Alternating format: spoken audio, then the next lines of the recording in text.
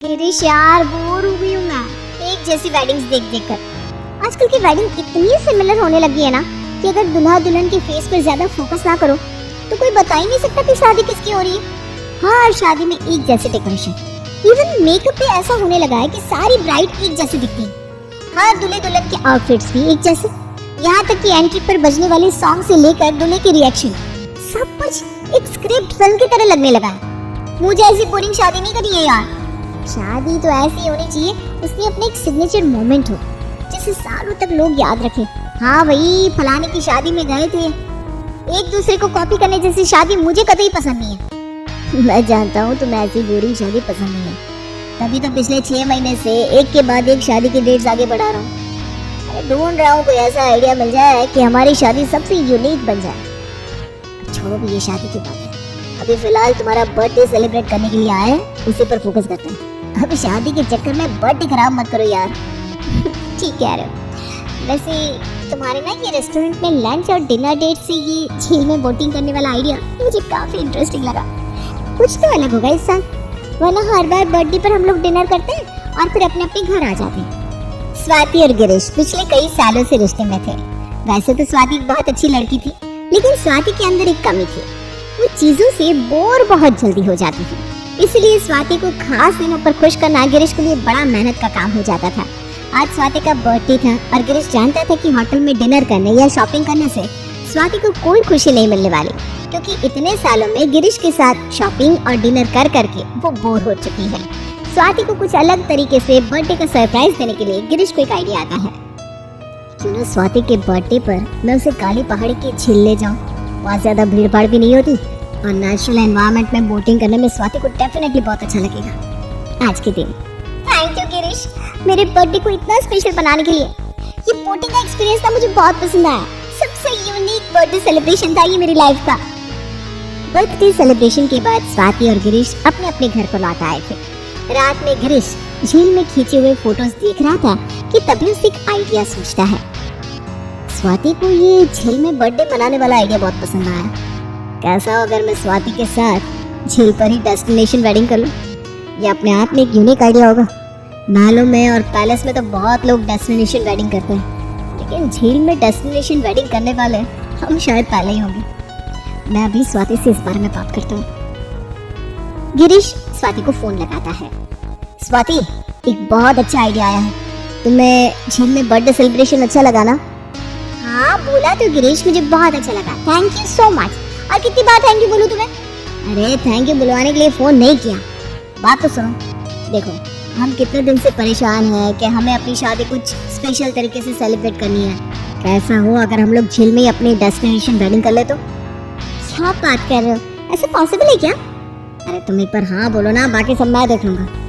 अगर ऐसा हो सकता है ना गिरीश, तो ये मेरी लाइफ का सबसे अच्छा गिफ्ट होगा तुम्हारी तरफ से। मुझे बहुत बहुत बहुत बहुत खुशी हुई। स्वाति की तरफ से हाँ सुनने के बाद गिरीश काफी खुश था। अगले दिन सुबह, अरे साहबजादे, इस जन्म में तुम शादी करने वाले हो या अपने रिश्तेदारों को कह दूं कि हमारा बेटा तो कमारा ही रहेगा? क्योंकि मैं तो सबके सवालों के जवाब देते देते थक गई हूँ। आपकी प्रॉब्लम मैं समझ रहा हूँ मम्मी, लेकिन आप ये समझ लो कि आपकी प्रॉब्लम का सोल्यूशन ढूंढ लिया मैंने। आपको पता है ना मेरी शादी क्यों टल रही थी? स्वाति को नॉर्मल वेडिंग करनी नहीं थी, उसको अपनी शादी में कुछ स्पेशल करना था।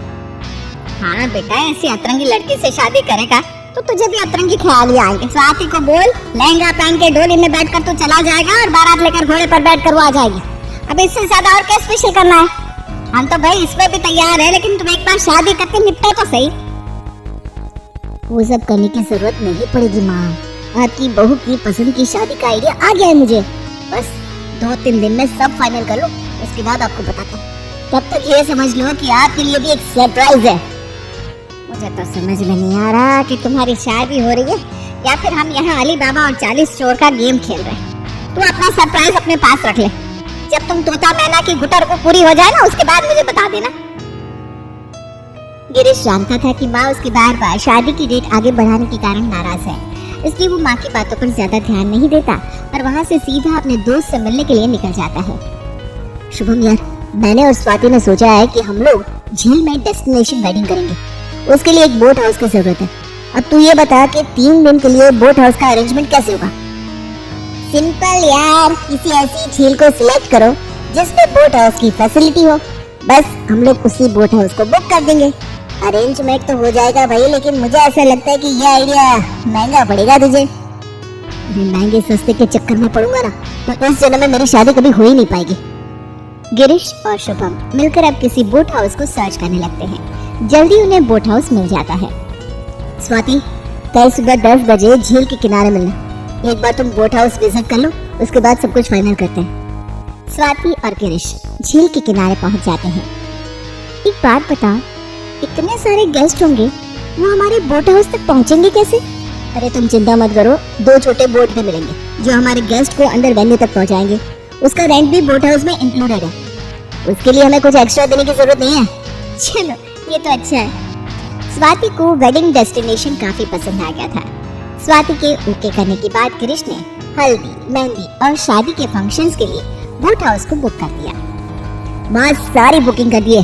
मैंने और स्वाति ने डिसाइड किया है कि हम लोग झील में जाकर शादी करेंगे। मुझे तो समझ में नहीं आ रहा किस तरफ जा रही है दुनिया।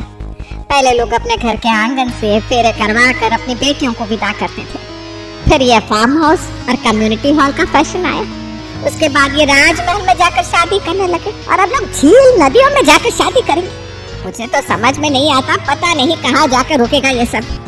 मम्मी वैसे तो आप हर समय शादी शादी चिल्लाती रहती थी, और अब जब मैं शादी करने के लिए तैयार हूँ तो आपको इस बात से तकलीफ है कि मैं झील में शादी क्यों कर रहा हूँ? अरे आप आम खाने से मतलब रखो ना, गुटली गिनने से क्या मतलब है? अब हम नदी में शादी करें या झील में, उससे क्या फर्क पड़ता है? आप खुश रहो कि आपके घर बहू आ रही है। अरे बेटा खुश हैं हम, बहुत खुश हैं। हम तो इस बात में भी खुश थे कि हमारा बेटा दुल्हन बनकर लड़की के घर जाकर रहे। हम तो हर कंडीशन के लिए तैयार हो गए थे। अब इससे ज्यादा और क्या उम्मीद करते हो हमसे? हल्दी के दिन बुआ जी फोन पर गिरीश की माँ से कहती हैं, अरे भाभी ये कौन सी जगह का एड्रेस दिया है अपने कार्ड में? मैं तो कह रही हूँ बेटे की हल्दी मेहंदी है, ये सब तो अपने घर से ही कर लेती, शादी जहाँ करनी थी होती रहती। अब हल्दी मेहंदी के लिए डेस्टिनेशन पर कौन जाता है भाई? अब दीदी क्या बताया आपको, ये आजकल के बच्चे ना अपने आगे किसी के चलने देते हैं क्या? अब देखिए बड़ी मुश्किल से शादी के लिए तैयार हुआ है, हम कुछ बोलते हैं फिर बिना बात मुंह फुलाकर बैठ जाता। शादी की डेट फिर से 6-8 महीने आगे खिसक जाती, इसलिए हम तो कुछ बीच में बोले ही नहीं। किसी तरह खत्म तो हो ये शादी का स्यापा। अब पहुंच गई है ना दीदी, वहीं पहुंची है ना जहाँ का एड्रेस है, हम ही पहुंच रहे हैं। हल्दी के लिए कार्ड में छपा हुआ अजीबोगरीब एड्रेस देखकर बारी बारी से सारे रिश्तेदार गिरीश की माँ को फोन करके कंफर्म कर रहे थे कि क्या वाकई हल्दी की रस्म झील पर होने वाली है। और बेचारी गिरीश की माँ सबको बार बार रिपीट पर एक ही बात समझा रही थी। कुछ देर बाद सारे रिश्तेदार झील के किनारे पहुंच चुके थे।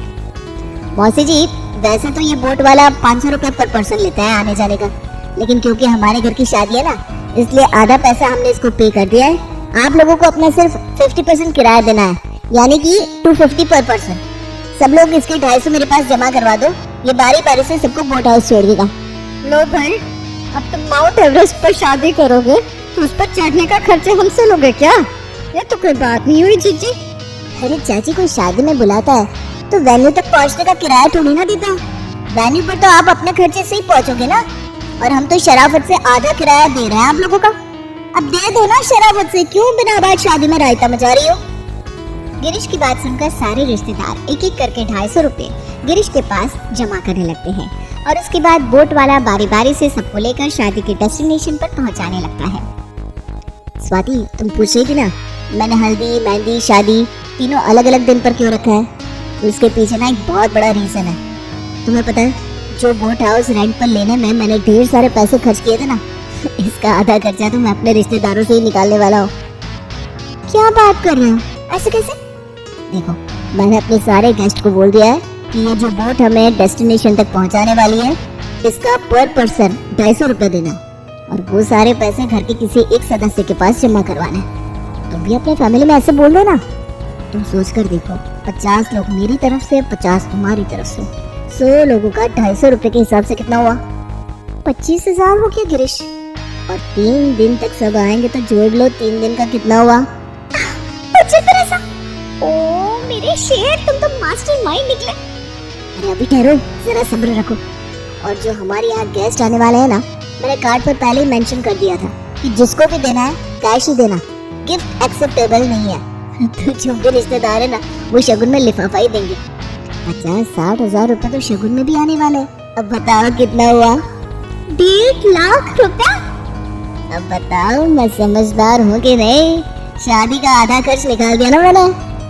अरे गिरीश मैं तो फैन हो गई तुम्हारी।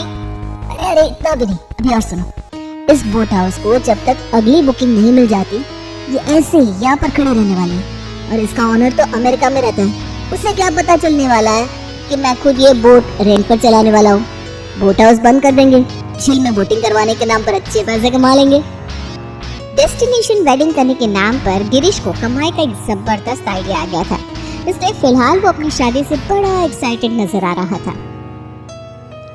अरे रुकिए आंटी जी, 100 किलो से ऊपर वजन है आपका और मेरी नाव 90 से ऊपर वजन लेकर नहीं चल सकती। आपको उधर ले जाने के लिए ना 2 नाव लगेगी, इसलिए आपको किराया डबल लगेगा। देख ले गिरीश, कैसे ये तेरा नाव वाला मेरी बेइज्जती कर रहा है और तू चुपचाप खड़े होकर देखता रहेगा। मेरा वजन ज्यादा है तो इसका मतलब हम किसी की शादी में नहीं जाएंगे। अरे बुआ जी, उसके कहने का ये मतलब नहीं है। उसकी नाव आपका वजन अकेले नहीं संभाल सकती, इसलिए आपको 2 नाव में बैठकर जाना पड़ेगा और जितना उसका किराया बनता है वो तो आपको देना ही पड़ेगा ना। इसमें चिड़चिड़ाने जैसी क्या बात है? गिरीश की बात सुनकर बुआ जी को और भी तेज गुस्सा आ गया नाव में बैठने की बात। अरे यार, लगे इन आजकल के चौंचलों में शादी को तमाशा बना के रख दिया है। बताओ, लड़के को हल्दी लगाने के लिए ये नदी वाले कूद कर जाने पड़ रहे हैं। अरे भैया का ख्याल ना होता तो मैं हरगिज़ ना जाती इस नाव टिकट में शामिल होने।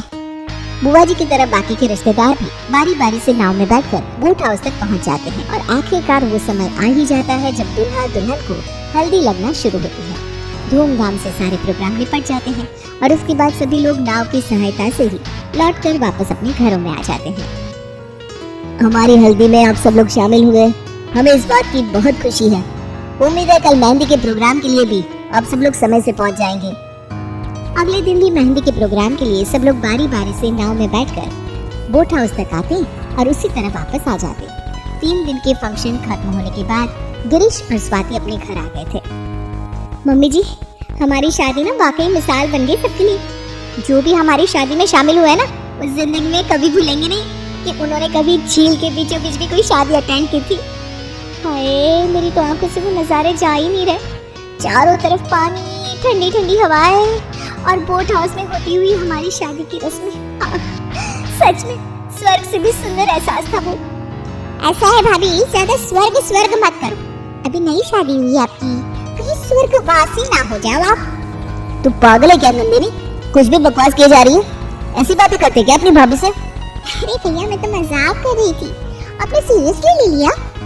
रात को कमरे में, गिरीश शादी की रस्में तो खत्म हो गई, अब वो बोट वाले प्लान के बारे में क्या सोचा है तुमने? तुमने बात की क्या उन बोट वाले भैया से? तैयार हो गई क्या वो? शादी के फंक्शन खत्म हो गए, अब बात करता हूँ ना कल। अगले दिन गिरीश जाकर बोट चलाने वाले से मिलता है। कैसी बात करते हो बाबूजी, पहले ही आपने झूठ बुलवाकर गलत काम करवाया। हमको तो मालिक बोट चलाने के महीने की तनख्वाह देते हैं। अरे हम शादी में आने वाले गेस्ट से नाव में बैठने का पैसा नहीं लेते, वो तो आपके कहने से हमने आपके रिश्तेदारों से पैसा लिया। और चलो ठीक है, 1-2 दिन के लिए कर दी हमने भी बेईमानी, लेकिन ऐसा रोज रोज नहीं करने वाले हम। अरे हमारी नौकरी की बात है। अरे मैंने तुमसे जो बेईमानी कराई उसका पैसा भी तो दिया ना, मुफ्त में थोड़ी ना कराई। और तुम्हारी नौकरी पर बात नहीं आएगी, तुम्हारा मालिक अमेरिका में रहता है, मेरी इससे बात हुई है। अगले 6 महीने तक वो यहाँ नहीं आने वाला और उसके पास कोई बुकिंग भी नहीं है। इसका मतलब अगले 6 महीने तक शादी ब्याह वाला कोई परिंदा भी इधर पर नहीं मारने वाला। अरे मैं तुम्हारे झील की पब्लिसिटी करूंगा और जो लोग यहाँ घूमने आएंगे ना उनका बोट का चार्ज तुम ले लेना, उसको हम लोग आधा आधा बांट लिया करेंगे। मालिक से तनख्वाह भी लेते रहो और मुझसे कमीशन भी। बताओ है कि नहीं फायदे का सौदा? बोट चलाने वाला गिरीश की मक्खनदार बातों में फंस गया था और वो झील घुमाने के नाम पर बोटिंग कराने के लिए तैयार हो जाता है। गिरीश बातों ही बातों में शादी अटेंड करने आए अपने फ्रेंड रिश्तेदारों को झील पर घूमने के बारे में बताता है और किसी न किसी को झील पर भेजता ही रहता।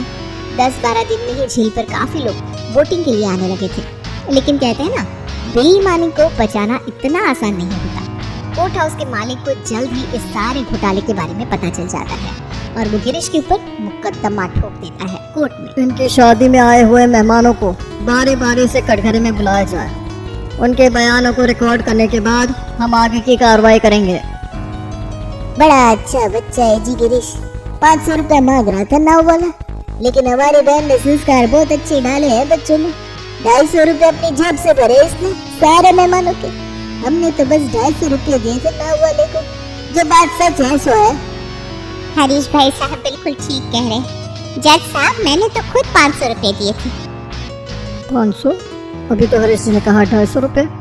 हाँ जी, मैंने तो खुद बहुत समझाने की कोशिश करी थी कि मुझसे भी 250 ही ले लो, लेकिन वो नाव वाला ना लड़ गया।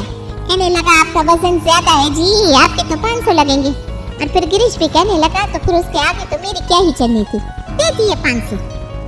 अरे यार ये क्या कांड हो गया। ये रिश्तेदार कहाँ से पकड़ लाए ये लोग। इन्होंने तो सारा गुड़ गोबर करके रख दिया। अब रिश्तेदारों के आगे इज्जत भी जाएगी और ये केस भी हाथ से जाएगा 16।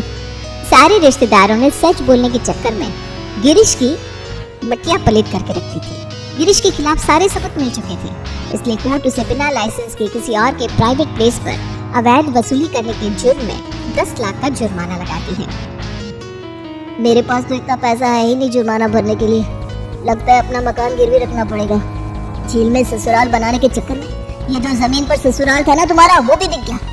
कोई और ख्वाहिश हो तो बता दो, अब बस खुद को बेचना बाकी रह गया है, वो भी पूरी कर दूंगा। स्वाति बेटा, तुम्हें कुछ अलग करना था ना अपनी शादी में। क्या कहती थी तुम? शादी हो तो ऐसी हो कि लोग जीवन भर याद रखें।